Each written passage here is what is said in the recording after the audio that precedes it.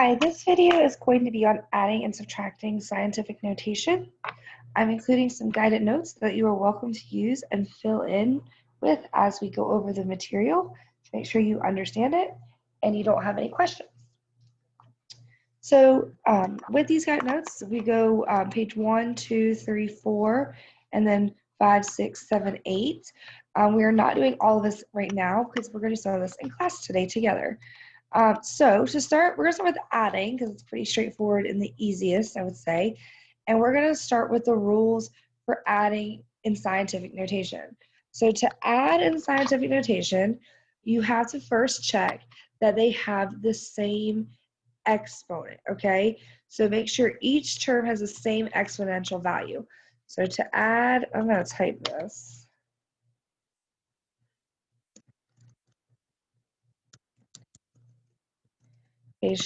Make sure each term has the same exponent value. Okay, so that's where we're going to start. We want to make sure they have the same exponent value.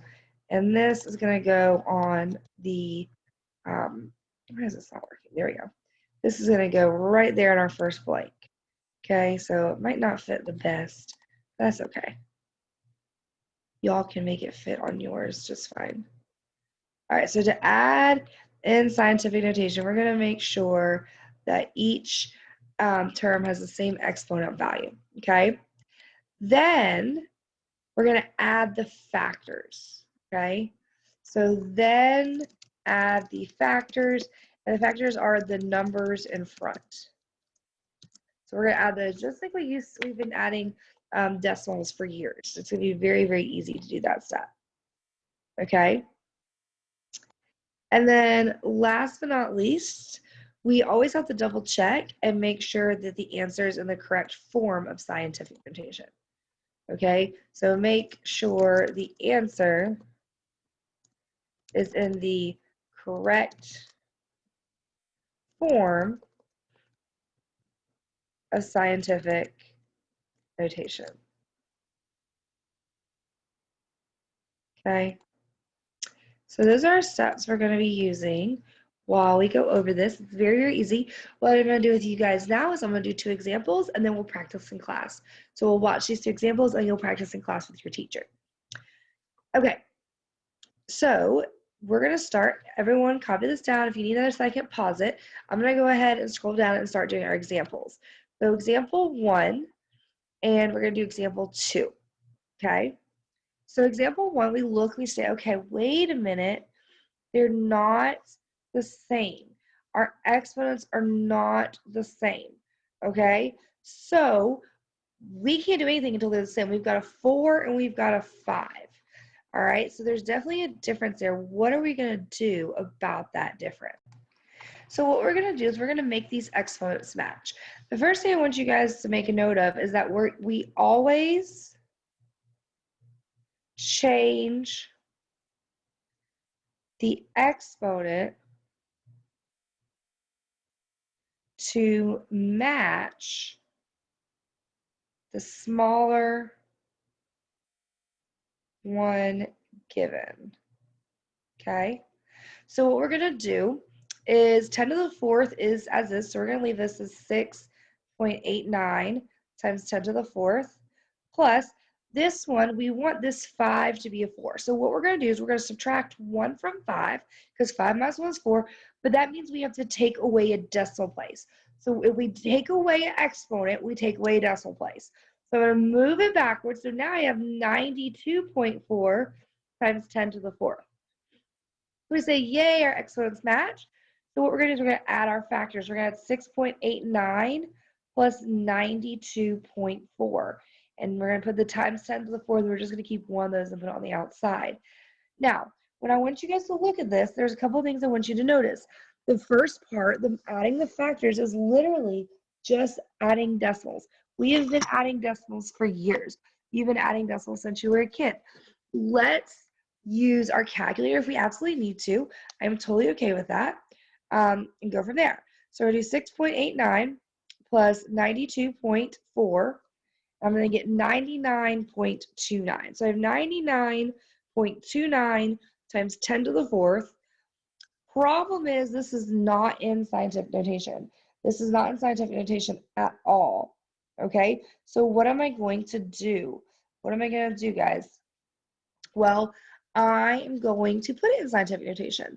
So we know in scientific notation, there can only be one number in front of the decimal. Right now there's two, so we want the decimal to be right here. So I'm going to move forward one. And as I move forward one, just like if I move backwards when I take away, if I move forward when I add one to my exponent. The answer is 9.929 times 10 to the fifth power. Okay? Let me try example 2 for you guys. So you have 2 examples to go off of. Example 2, we have 5.98 times 10 to the 5th plus 7.89 times 10 to the 6th. Uh-oh, they do not match. We want them to match. So this one is smaller, so we're going to keep it as is. This one we want to match, so we're going to subtract 1 from the 6, which means I take 1 decimal place away. So 78.9 times 10 to the 5th. Now that we have matching exponents, I'm going to add my factors. So 5.98 plus 78.9 times 10 to the 5th. And so we get 5.98 plus 78.9 into our calculator. I get 84.88 times 10 to the 5th. But no, you cannot leave this as your answer because this is not in scientific notation. What we need to do is right now there's 2 numbers in front of the decimal. We just want 1. So we're going to move it forward 1, which means we add 1 to the exponent. And I get 8.488 times 10 to the 6th power. Okay, so this is how we do addition with scientific notation. Okay, next what we're going to do is we're going to look at subtraction with scientific notation. Subtraction with scientific notation. So we're going to save the practice for class. So you're going to do this in class.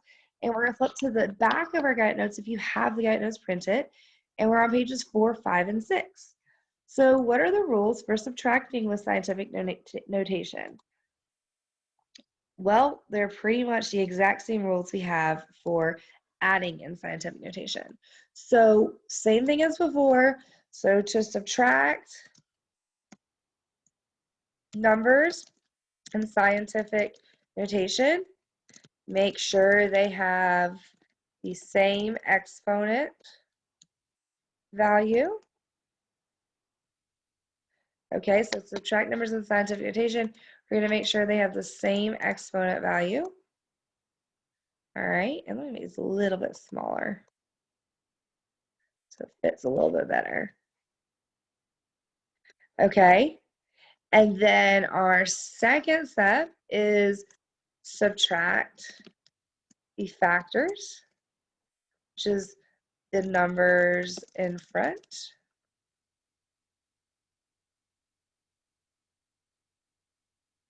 And then our last step is going to be make sure your answer is in